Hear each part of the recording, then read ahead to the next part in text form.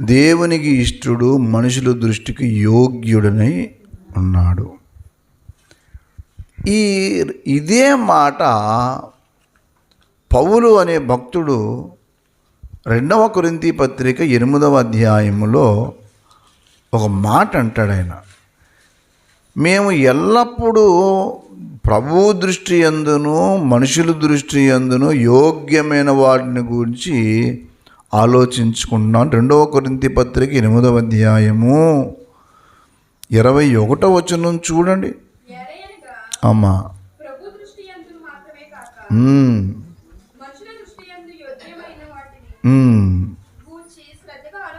అది ఈ దినమందు ఒక ప్రత్యేక అంశం ఏంటనంటే, నన్ను మనుషులు ఎవరో ఏదో అనుకుంటే నాకు లెక్క ఏమిటి, నేను ఉండవలసిన విధానంలో ఉంటాను, దేవుడికి తెలిసిన ఆ విషయం అనుకోవటం మంచిదే, కరెక్టే, నేను ఇదేమి కాదనం. కానీ ఒక విషయం మాత్రం మర్చిపోకండి. ఏమిటి ఆ విషయం అని అంటే, మనము దేవుని దృష్టికి ఎంత ఉన్నతంగా జీవిస్తూ ఉంటామో మనుషుల దృష్టి యందు కూడా ఆ రీతిగానే మనము జీవితం జీవించడానికి ఇష్టపడాలి. ఇంకొక చోట కూడా ఇంకొక మాట అంటాడు. అపోస్తుల కార్యముల గ్రంథము 24వ అధ్యాయము 16వ వచనం కూడా చూడండి. అపోస్తుల కార్యములు 24:16 ఈ విధమున నేనును దేవుని ఎడలను మనుషుల ఎడలను, అది ఆ మాట పట్టుకోండి, ఈ విధమున నేనును దేవుని ఎడలను మనుషుల ఎడలను ఎల్లప్పుడూ నా మనస్సాక్షి నిర్దోషమైనదిగా ఉండునట్లు అభ్యాసము చేసుకొనుచూ ఉన్నాను. ఈ 2 మాటలు మీరు బాగా వినాలి, బాగా గుర్తుపెట్టుకోవాలి. అప్పుడే 3 విషయాలు చదివి కదా. 2వ రోమాపత్రిక 14:18లోను, 2వ కొరింథీ పత్రిక 8వ అధ్యాయం 21లోను, అపోస్తుల కార్యములు 24:16లోను ఏమంటాడు చెప్పండి? ఇక్కడ ఏమంటాడు? మనుషుల ఎడలను దేవుని ఎడలను ఎల్లప్పుడూ అన్నాడు. అంటే మనము ఈ 2 విషయాలు గుర్తుపెట్టుకోవాలి. కొన్ని పర్యాయాలు మనుషులు మనల్ని అపార్థం చేసుకునే సందర్భాలు ఉండొచ్చు, అక్కడేం తప్పులేదు. మనం ఎంత జాగ్రత్తగా బ్రతికినా కానీ కొన్ని పర్యాయాలు మనుషులు మనల్ని కొంచెం అపార్థం చేసుకోవచ్చు. అయితే ఇక్కడ అపార్థం చేసుకునే అనుమానం వచ్చే రీతిగా మనం ఉండకూడదు. మొదటి విషయం, ఒకవేళ మనకి ఏ విషయం కూడా తెలియదు, అపార్థం చేసుకున్నారు, దాని గురించి ఏం భయపడవద్దు, బాధపడవద్దు. మనకు తెలియని సంగతుల గురించి కొంతమంది ఏమన్నా మనల్ని ఒకవేళ వాళ్ళు ఏదన్నా గబుక్కున్నా పెద్దగా మీరేమి నిరాశపడిపోని అవసరం లేదు. అయితే ఇక్కడ ఇంకొక మాట కూడా మీరు గమనించుకోవాలి. ఏంటి తెలుసా? వేరే వాళ్ళు ఎవరో అనుమానం వచ్చే రీతిగా మన ప్రవర్తన జీవితం కూడా ఉండకూడదు.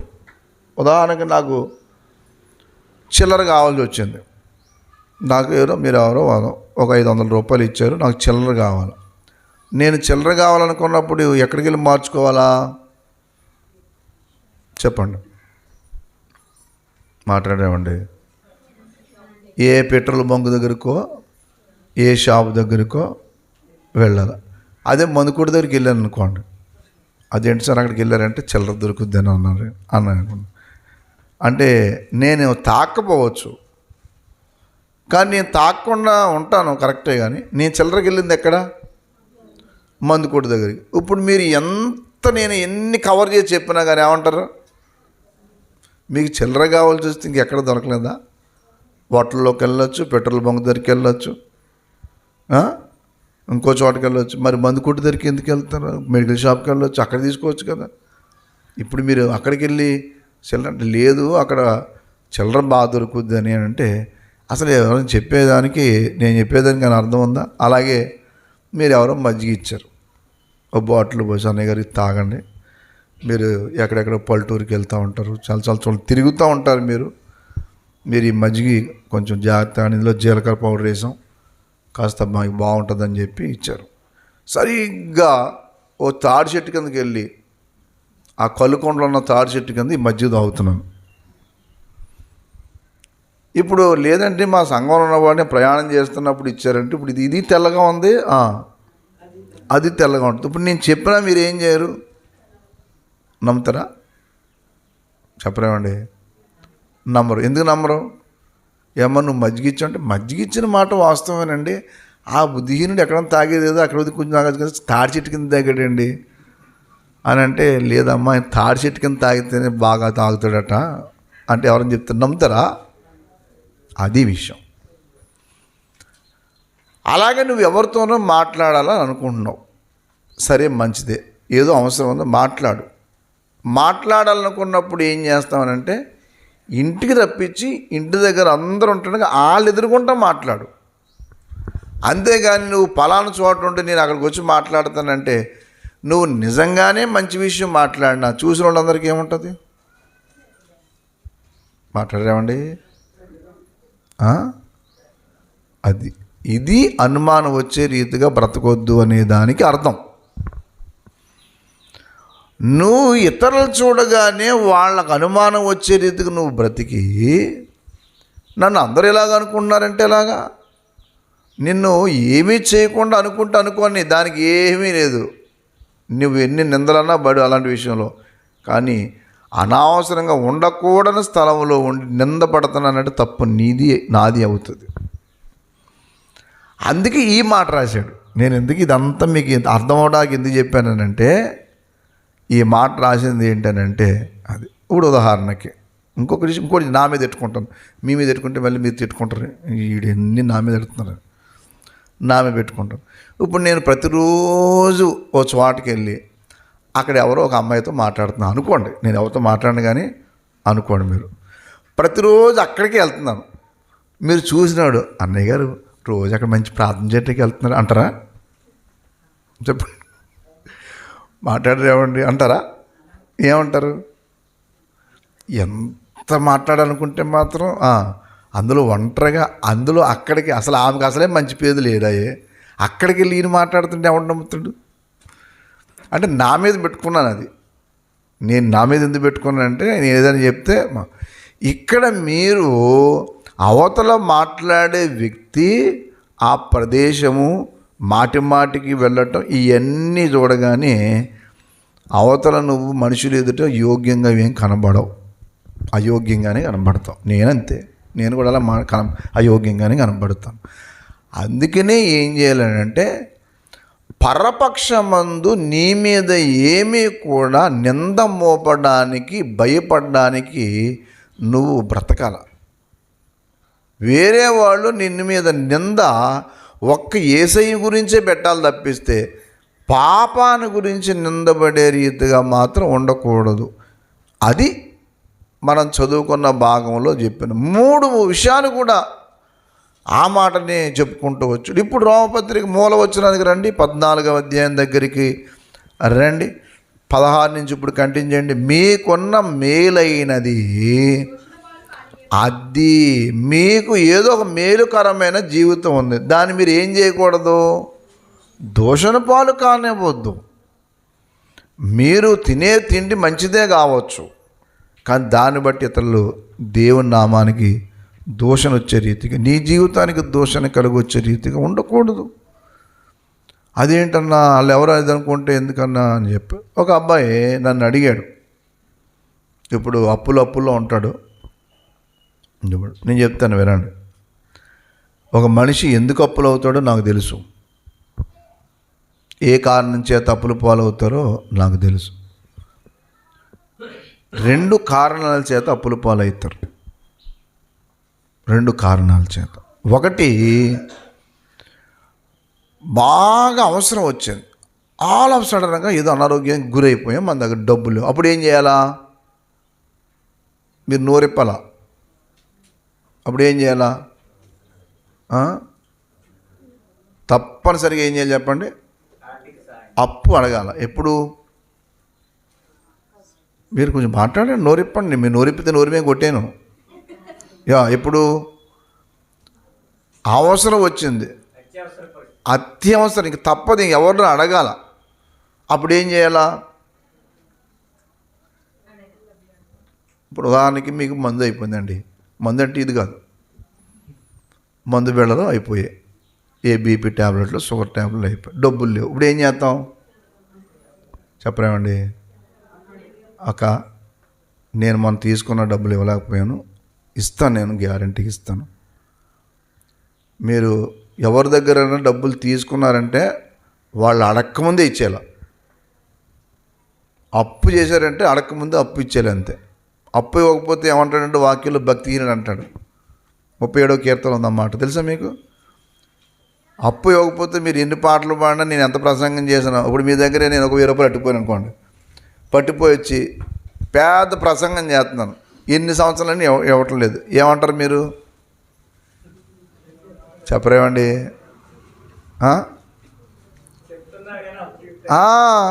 ఏం చేస్తుంది చెప్పండి?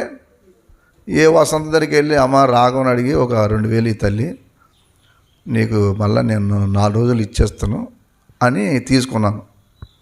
సరే, మొత్తం మీద తీసుకుని మళ్ళా నీకు అడిగింది, మరి అయ్యా మీరు మన 4000 తీసుకున్నారు కదా, మా వారు కొంచెం అడుగుతూ ఉన్నారు, మరి ఇవ్వండి అంటే, ఇస్తామమ్మా, ఏంటి చచ్చిపోతున్నా కదా, ఎవరు ఊరు వెళ్ళిపోతానేంటి, సంవత్సరమే కదా అయ్యిందంటే, అదేనండి సంవత్సరం అయింది కాబట్టి అడిగాము, మీరు సంవత్సరం అవ్వకపోతే అడగకపోదును, మీరు ఏమన్నారు 4 రోజులు ఇచ్చేస్తున్నారు, 4 నెలలు లేవు, 6 నెలలు లేవు, ఇన్ని సంవత్సరాలు అయింది, ఇలాగంటే ఎలాగనంటే, నేను వాక్యం చెప్తాను లేదా అంటే, నీ వాక్యం చెప్పేది, నువ్వు తీసుకున్న అప్పు ఇవ్వకుండా ఏం చెప్తున్నావు నువ్వు, ఏడు ప్రసంగం చేసేది,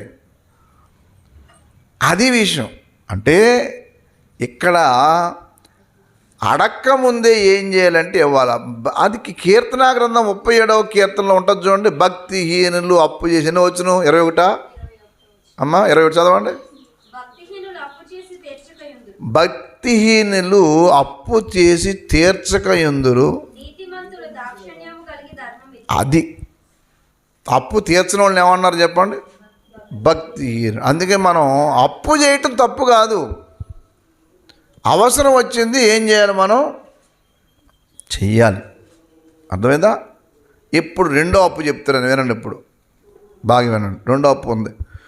రెండో అప్పు ఏంటంటే, నేను ఆదివారం ఇలాగా మొత్తం మీద ఎలిజబెత్ ఇంటి పక్కన కూర్చుని వాక్యం వింటున్నాను.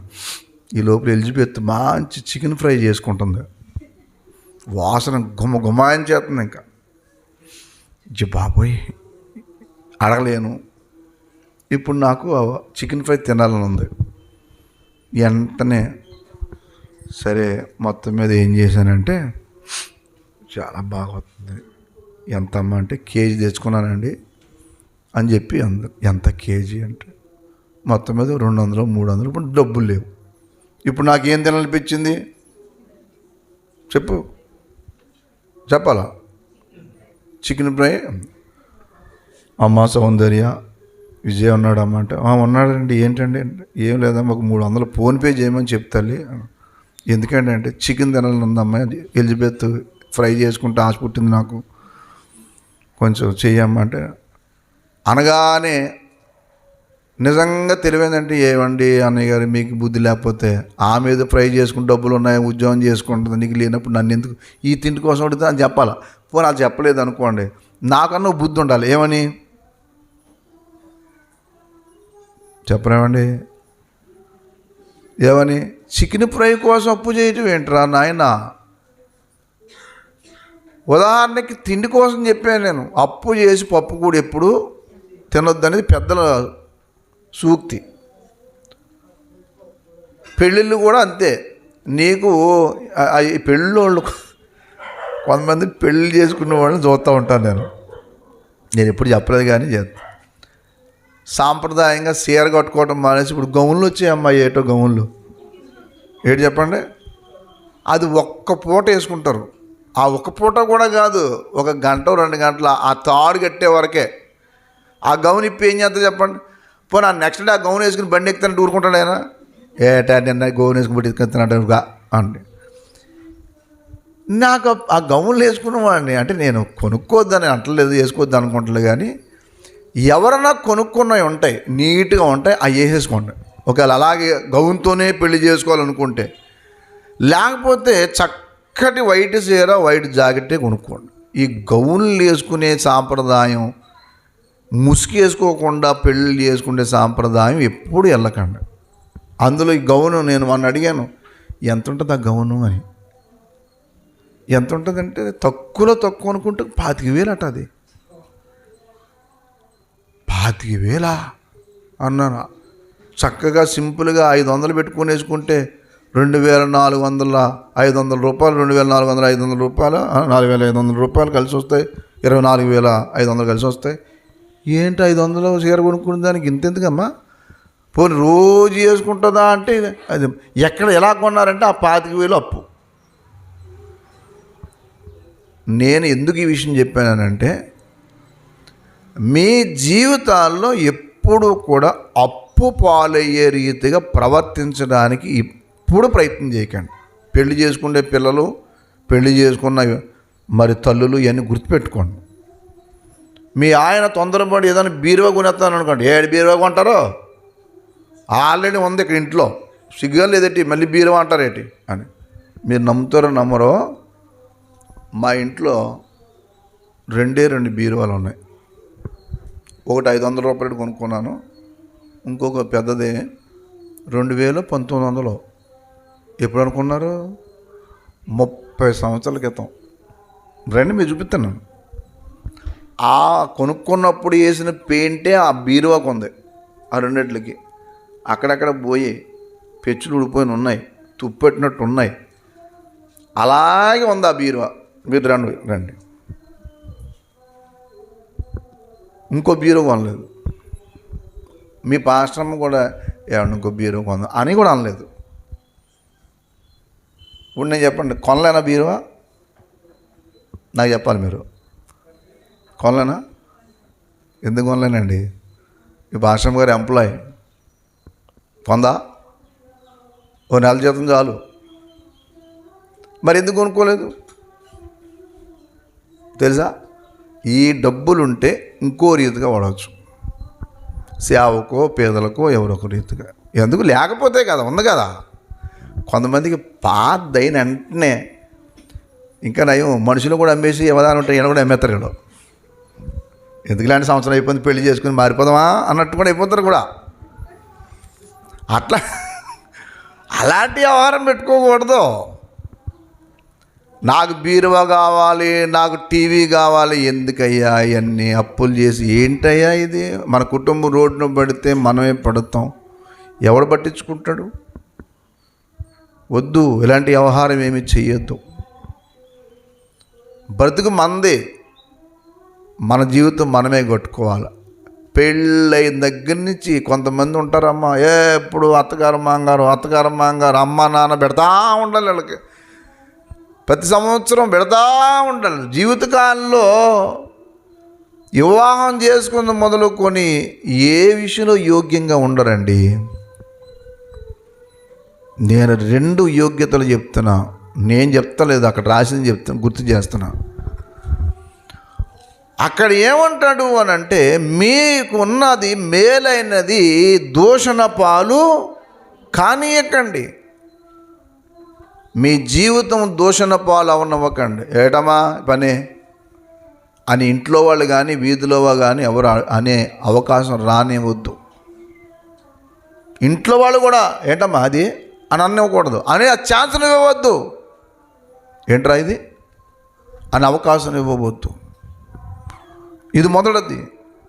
రెండవది, బయట వాళ్ళు ఎవరు చూసినా ఏడ్చాడండి, అతడి యొక్క విషయం మీకు తెలియదు సార్. చాలామంది అప్పులు పడిపోయి, నేను అందుకే చాలాసార్లు చెప్తాను, మీరు మీ కష్టార్జితంలో దశంభాగం ఇవ్వటం తప్పేం కాదు, కానీ దేవుని యొక్క పరిచర్య కూడా అప్పు చేసి ఇవ్వటం తప్పు.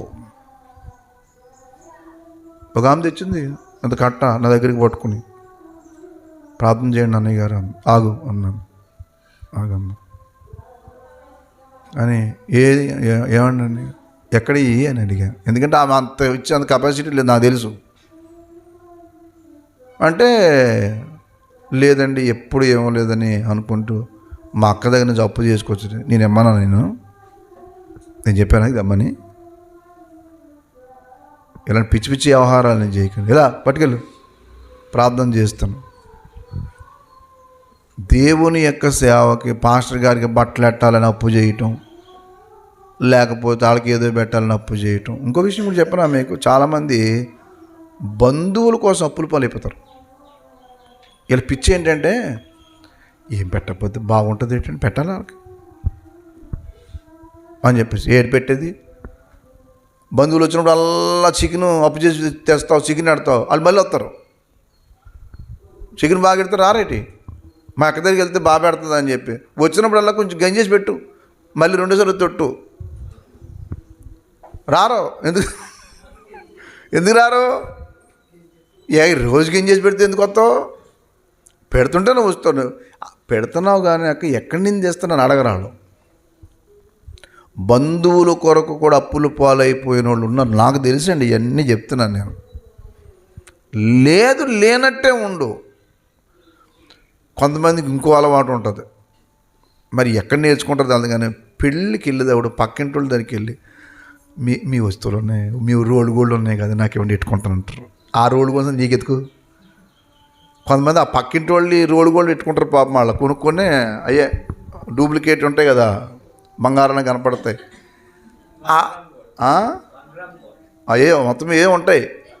వాళ్ళు ఎంతో పాపం కొనుక్కుంటారు. వీళ్ళకి అవి చూడగానే వీళ్ళు కొనుక్కుని పెట్టుకుంటాం, లేదా వాళ్ళు అడుగుతారు మీరు సాయండి పెట్టుకుని వెళ్తాం. ఇప్పుడు అవును నీ అవి పెట్టుకోకపోతే వాళ్ళు రావద్దని చెప్పారా ఏంటి? అవతల కార్డు ఇస్తూ నువ్వు పక్కింటి వాళ్ళు వస్తువు పెట్టుకోకుండా రావచ్చుమా అని చెప్పారా? ఎందుకో సోది నీకు. కొంతమంది మూతికి ముక్కుకి ఇవన్నీ అలంకరించుకొని అక్కడికి వెళ్ళకపోతే ఇంకేమో కొమ్ములిపోవడం చూసుకుంటారు. అవును నువ్వు ఎలాగ ఉన్నావో అలాగే వెళ్ళు, నువ్వు అక్కడ దేవుని మహింపరచు, బైబిల్ పట్టుకుని వెళ్ళు, అంతేగాని ఆ పక్కింటి వాళ్ళ దగ్గరికి వెళ్ళి ఆ ముక్కుది మూతిది నీకెందుకు అయినని. మనుషుల దృష్టికి యోగ్యమైందంటే అర్థం ఏంటంటే అప్పులు పాలు చేశాను కాదు అక్కడ అర్థం.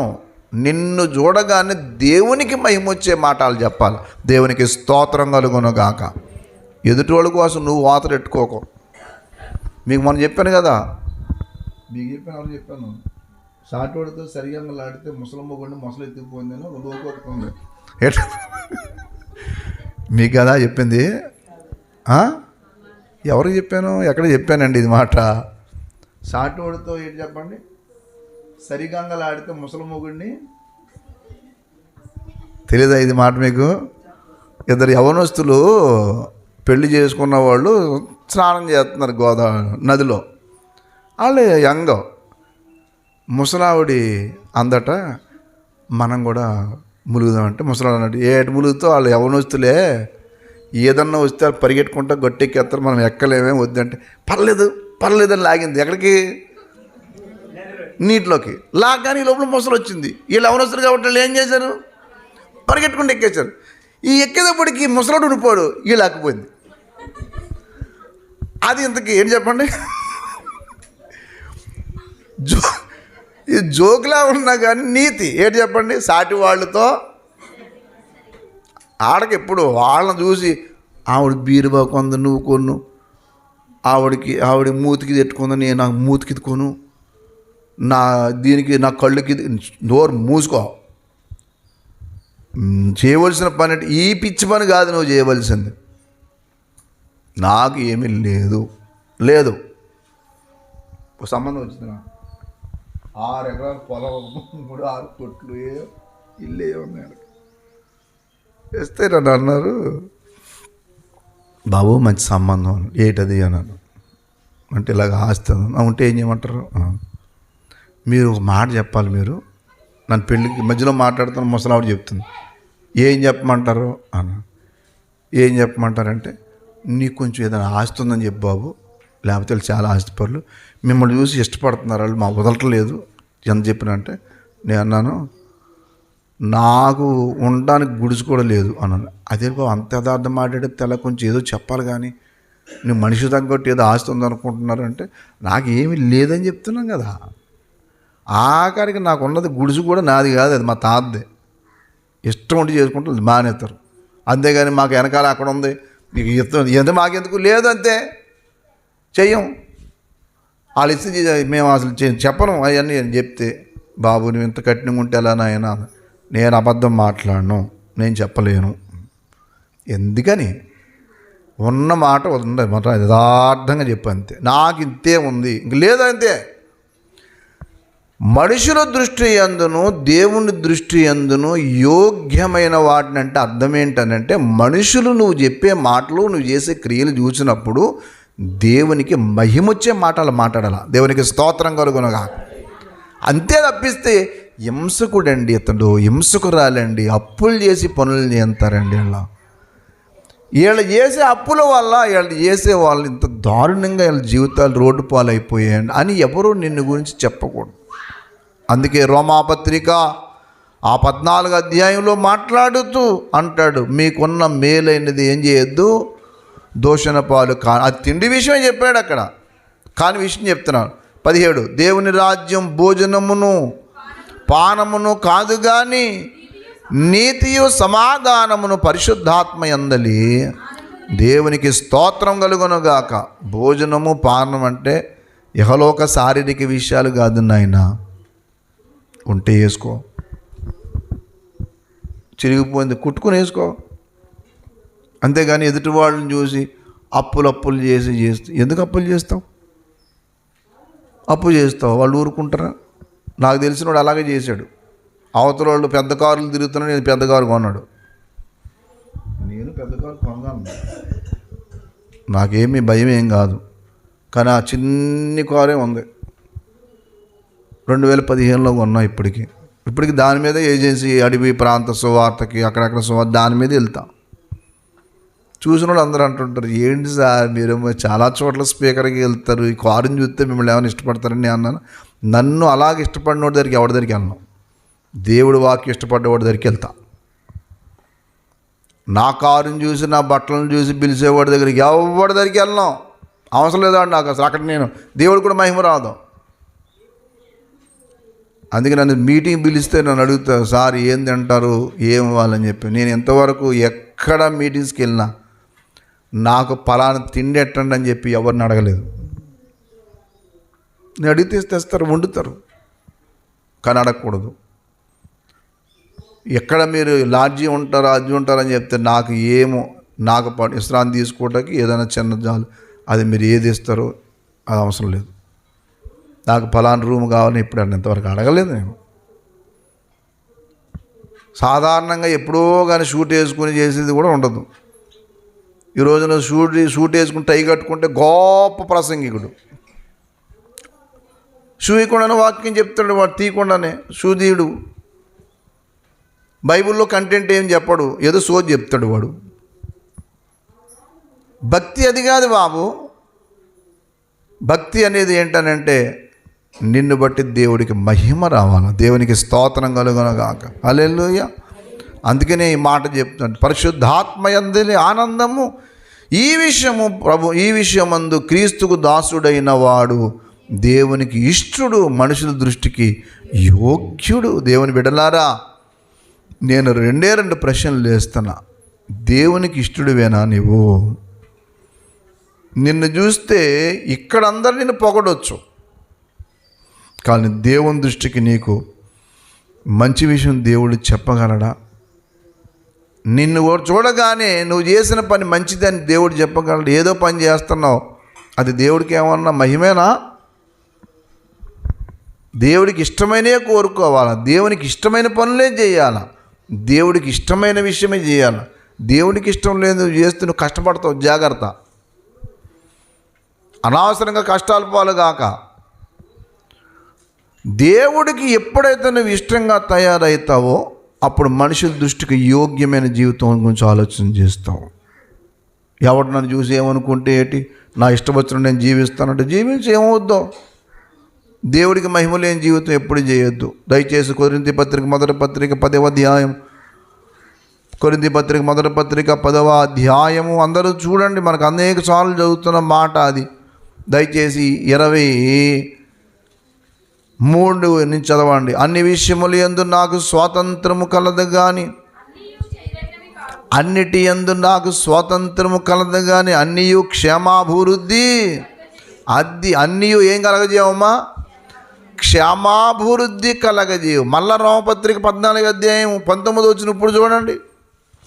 రోమపత్రిక 14:19 కాబట్టి సమాధానమును పరస్పర క్షేమాభివృద్ధిని కలగజేయు వాటిని ఆసక్తితో.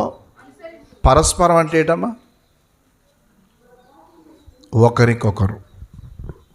నువ్వు చేసే పని నీ భర్తకి క్షమాభివృద్ధి కలగాల, నువ్వు చేసే పని నీ భార్యకు క్షమాభివృద్ధి కలగాలి, మీరిద్దరు చేసే పని నీ పిల్లలకు క్షమాభివృద్ధి కలుగుద్దా? లేకపోతే కుటుంబం అప్పుల పాలు అయిపోద్దా?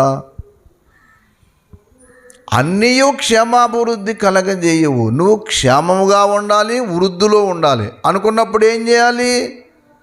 క్షేమాభివృద్ధికరమైన వాటినే కోరుకోవాలి, వాటినే చేయాలి, వాటినే చూడాలి. నువ్వు ఏది చూస్తున్నావు, ఏది చేస్తున్నావు, ఆ చేసేది నీకు క్షేమాభివృద్ధి ఇస్తుందా? నీకు ఒక్కడికే క్షేమాభివృద్ధి కాదు. మళ్ళా 1 కొరింథీ పత్రిక 10:24 చదవండి. ఇప్పుడు ఎవడును తన కొరకే కాదు ఎదుటి వాని కొరకు మేలు చెయ్య చూచుకొనవలెను. దేవునికి స్తోత్రం కలుగును గాక. నువ్వు తినేస్తే సరిపోద్దేంటి? నీ ఇంట్లో వాళ్ళ సంగతి ఏంటి? మరి నువ్వు తాగి తిరుగుతావురా? భార్య పిల్లలు తిండి లేకుండా తిరుగుతారు, నువ్వు ఇష్టం వచ్చినట్టు తిరుగుతావు, వాళ్ళు బాధపడుతూ ఉంటారు. ఒక వివాహమైన వ్యక్తి తన భాగస్వామికి ఇబ్బందికర జీవితం జీవించే జీవితం ఇంకా పులి స్టాప్ పెట్టాల.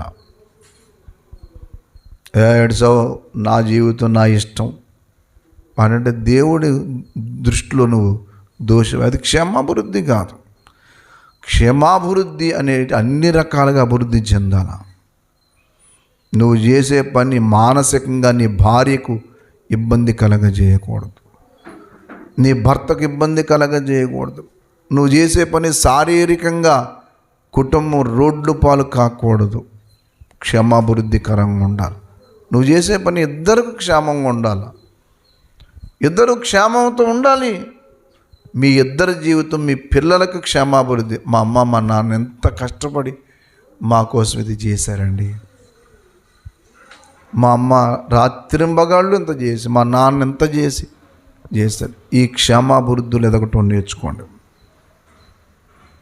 పరస్పర క్షేమాభివృద్ధి అంటాడు. దేవుని వాక్యం ఎంత గొప్పదంటే, నువ్వేదో బతికేరా, ఎవరి సంగతి నీకెందుకు అందవు, నీ ఇష్టం వచ్చిన నువ్వు జీవించేయమ్మా, ఎవరి సంగతి ఆలోచన చేయకు అని అనడం. దేవుడు చాలా స్ట్రిక్ట్గా చెప్తాడు ఏంటంటే, నువ్వు ఒక్కడో బ్రతకటం కాదు, నీ మీద ఇంకొకరు ఆధారపడి ఉంటారు, వాళ్ళ క్షేమం నువ్వు చూసుకో, వాళ్ళు మేలు కోసం నువ్వు చూడు అన్నాడు. దయచేసి ఫిలిప్పీ పత్రిక 2వ అధ్యాయము, ఫిలిప్పీలు రాసిన పత్రిక 2వ అధ్యాయము 4వ మాట చూడండి.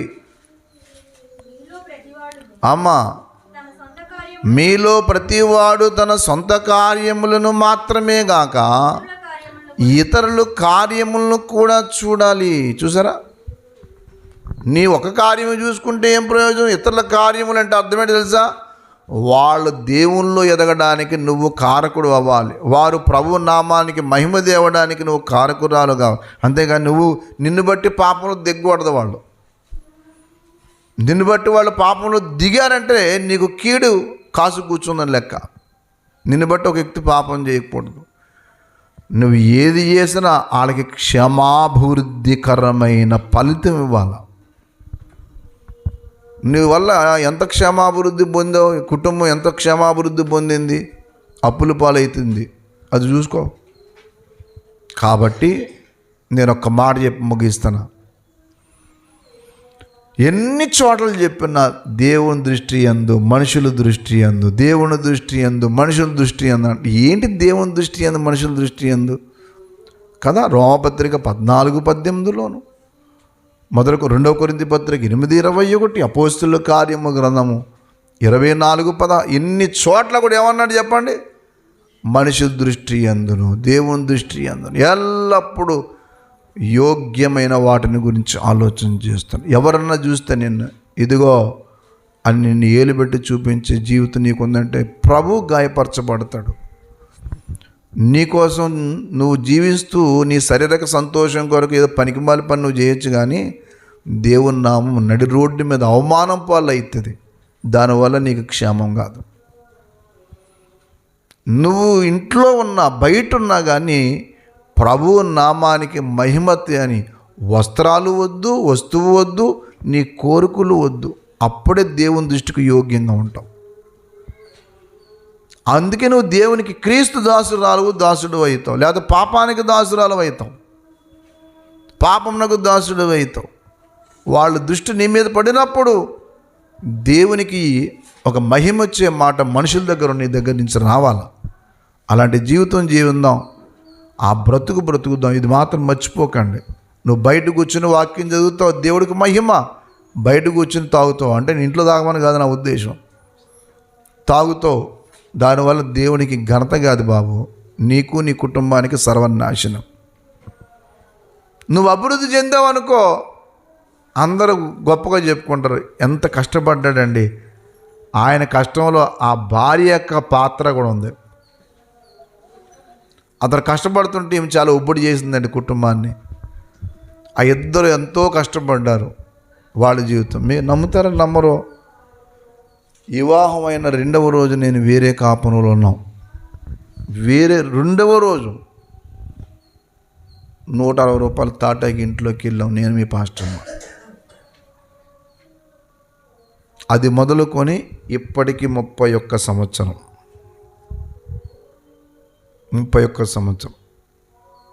ప్రతి వాళ్ళ జాతికి వినండి విషయం. ఒక్కళ్ళ దగ్గరికి వెళ్ళి ఏ రోజున కూడా మాకు ఈ పంచాయతీ ఉంది మీరు తీర్చడానికి కూడా ఎవరికి ఛాన్స్ ఇవ్వలేదు. మాకు ఇది లేదు అది లేదు అని బాధపడి దేవునికి దూరమైంది లేదు. ఇన్ని ఏండ్లలో ఎవరు కూడా ఏంటి ఇలా చేశారు మీరు అని ఎవరికి ఛాన్స్ కూడా ఇవ్వలేదు. దేవుని నామాన్ని బట్టి చెప్తున్నాను నేను. ఒకవేళ మామూలు వ్యక్తిగతంగా ఉంటే అలాగే పాడేది అమ్మ. నన్ను విడిచి ఆమె అనలేదు, ఆమె విడిచి నేను అనలేదు. నిజం చెప్తున్నా, 30 ఏండ్లలో మేము బ్రతికింది చాలా కాలం అద్దెళ్లలో. నన్ను కాదని ఎప్పుడు అడుగాం బయట. అట్లా ఇన్ని సంవత్సరాల్లో వాళ్ళ అమ్మేట్టు కూడా దగ్గర ఇదే లోకల్ వాళ్ళు ఏ రాజమండ్రి. ఈ గొడవ వచ్చినప్పుడు, పాప గొడవ వచ్చినప్పుడు వాళ్ళు నన్ను మనరాని మాటలు అన్నారు, కట్ చేశారు. వాళ్ళు వస్తే కుదరదు వెళ్ళదు, ఏమే వాళ్ళు పిలుస్తాను కుదరదు అన్నారు. ఎదారని చెప్తున్నాను నేను ఎందుకు ఈ మాట చెప్తాను తెలుసా మీకు? ఒక్కసారి నీకు వివాహం అయింది, వివాహం అవుద్ది, లేకపోతే ఆ వ్యక్తికి నువ్వు నీకు అతను అంతకు మించి నువ్వు ప్రవర్తించావంటే దేవునికి అవమానం ఒకటే కాదు సుమా, నీకు శాపం. అందుకే మా ఇద్దరమే కష్టపడ్డాం, మా ఇద్దరం ఉంటుందన్నా ఇప్పటికి ప్రభు కృప బట్టి ఎవరికి తక్కువ కాకుండానే ఉన్నాం. తెలుసా మీకు? నన్ను కాదని ఆమె ఇష్టాసారంగా ఖర్చు పెట్టదు, ఆమెను కాదని నేను ఇష్టాసారంగా ఖర్చు పెట్టదు. నేను ఏదైనా ఖర్చు పెడితే మందిరంలో పిల్లల కోసమో దేవుని కోసమో దేవుని సేవ కోసం ఖర్చు పెడతాను తప్ప ఆ వస్తువు ఈ వస్తువు కొంటాకి ఆఖరి మాట చెప్పి ముగిస్తా. నీ జీవితంలో మనుషులకి దేవునికి యోగ్యంగా ఉన్నావు లేదు పరీక్షించుకో. అలాంటి కృప దేవుడు మన అందరికీ దయచేయను గాక. ప్రార్థన చేసుకుందాం. చిన్న మాట ప్రార్థన చేయండి. దేవా, నన్ను కొంతమంది దగ్గర నీ నామాన్ని అవమానించారన్న మాట వాస్తవం. నన్ను బట్టి నీ నామం, నా కుటుంబం బాధపడిందనేది వాస్తవం. మనుషుల దృష్టి ఎదుటను దేవుని దృష్టి ఎదుటను యోగ్యమైన జీవితం నాకు లేదు నాయన. అయోగ్యంగా బ్రతుకుతున్నాను. కొన్నిసార్లు నన్ను చూసిన వారు అసహించుకున్నాను. నీ నామానికి మహిమ లేకుండా అయిపోయింది. ఎవరో ఏదో అనుకుంటున్నారు, నేను ఎలా బ్రతికితే మనకేంటి వాళ్ళకి ఏంటి అనే మూర్ఖత్వంతో బ్రతకొద్దు మనం.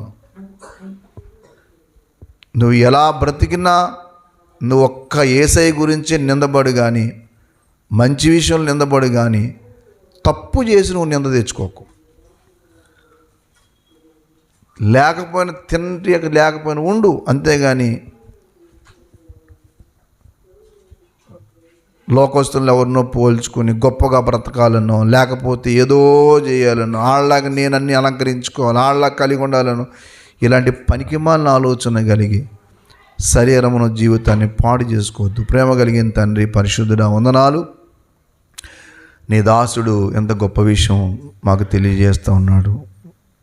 దేవుని దృష్టి యందు, మనుషుల దృష్టి యందు ఎల్లప్పుడూ నా మనస్సాక్షి నిర్దోషమైందిగా ఉన్నట్లు అభ్యాసం చేసుకుంటున్నాను అన్నాడు. అలాగే దేవుని దృష్టి యందు మాత్రమే కాక మనుషుల దృష్టి యందును ఎల్లప్పుడూ యోగ్యమైన వాటి గురించి ఆలోచన చేస్తున్నామన్నాడు. నిజమే తండ్రి, చాలా పర్యాయాలు మేము మాకు నచ్చినట్టు జీవించి నీకు అవమానం తెచ్చి మా కుటుంబాలకి నష్టం కలగజేసుకుంటాం. మీరు హెచ్చరించిన మాటను బట్టి వందనాలు. సంఘానికి వస్తున్న యవ్వన బిడ్డలు, కుటుంబ జీవితాల్లో ఉన్నవారు, కుటుంబ జీవితాలకి ఎదుగుతున్న బిడ్డలందరికీ జీవితకాలం అంతా గుర్తుపెట్టుకొని, దేవా ఎక్కడ నివాసం చేస్తున్న నీ నామానికి యోగ్యమైన రీతిగా ఉండడానికి దయ చూపిస్తారని యేసయ్య పరిశుద్ధ నామములో అనుక్షణం వాక్యంలో, ప్రార్థనా జీవితంలో మంచి సహవాసం వర్ధిల్లే కృప మా అందరికి దయచేయమని క్రీస్తు ప్రభువుపేట స్తుతించి వేడుచున్నాం తండ్రి. ఆమేన్. ఆమేన్.